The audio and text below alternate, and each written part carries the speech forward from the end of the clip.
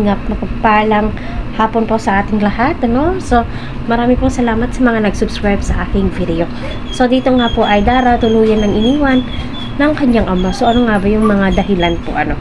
So, dito, kita po natin na nasa labasan po sila Kalingap Rab, no? At saka, nagtataka yung mga bata at kita po natin, ano, sa mga reaksyon ng bata ay kilala po nila itong si Kalingap Rab. Ngunit ang kanilang punong guro ay nilapitan daw at tinanong at akala'y kidnapper. Ano? So, hindi naman sa pogi.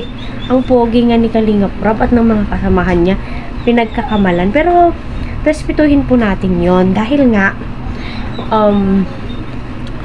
prinoprotektahan lamang po ng punong guro ang kanyang mga nasasakupan.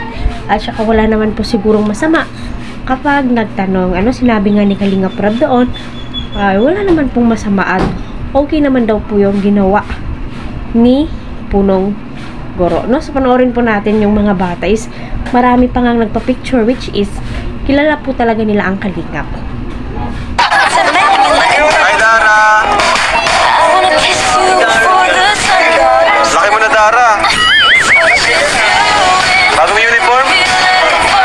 Galing, bagong uniform. Nasaan si Bea? Si Bea? Walang pasok ngayon. Sino kasama niya doon? Si Lola. Sabay ka na sa amin. So, ayan, no, may mga nagpa-picture.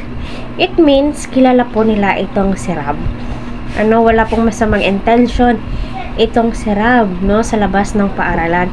Wala po silang kabalak-balak na mag-kidnap kasi, sa totoosin, kan po yan sila charity vlogger. Si ma'am lamang po ay hindi po niya kilala. Ano, at saka yung sinabi ko, protektahan niya lang po talaga ang kanyang mga estudyante.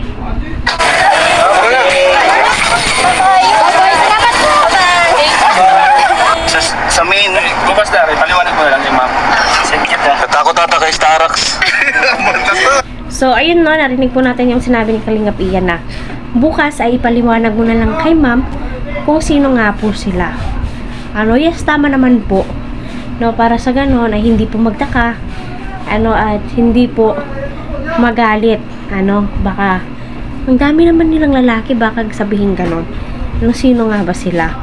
No, so hindi po siguro nakasubscribe si ma'am, no, at hindi po sila nanonood sa mga vlogs ni Kalingap Rab. Ano, kasi ganon nga po yung nangyari. Ma'am, si Kalingap. Dapat sinabi mo. Sabihin mo, ma'am, don't touch the book by its cover. Pagkamalan tayong kidnapper, bro. Opo, Kalingap. Puro lalaki tata, si Starax pa yung front natin. Si Starax saka si yan ang front natin, si Kuya Nico. Para mga kontrabida Mga guns, bro, mga guns. nga, pwede. Nilapitan kami ng advisor. Kinabahan si ma'am. Hindi tayo kilala, bro, no? Hindi siya nanonood. Alam mo yun? So, ayun po, no, kinabahan nga po daw si ma'am. Yes, kasi puro lalaki po sila at nasa labas po sila ng paaralan. Yung tipo, siguro, okay lang kila Kalingap Rab dahil nga, ang alam po nila ay kilala po sila. Alam naman po natin sa dait, sikat po ang Kalingap. Lalong-lalo na po sa pagtulong. Alam naman po natin lahat na dinudumog nga po sila Kalingap Rab ng mga Kalingap partners. Yung gustong maging Kalingap dahil nga po sa taglay po nilang kabaitan. Pero yung ganitong nangyari ay no, nako, sabi mo, hindi po talaga maiwasan na sabi ni Kalingap Rab na hindi nga po sila kilala at hindi po sila nanonood. Ano, so baka wala pong internet sa kanila kaya ganon ang naging reaction ni ma'am. Ano,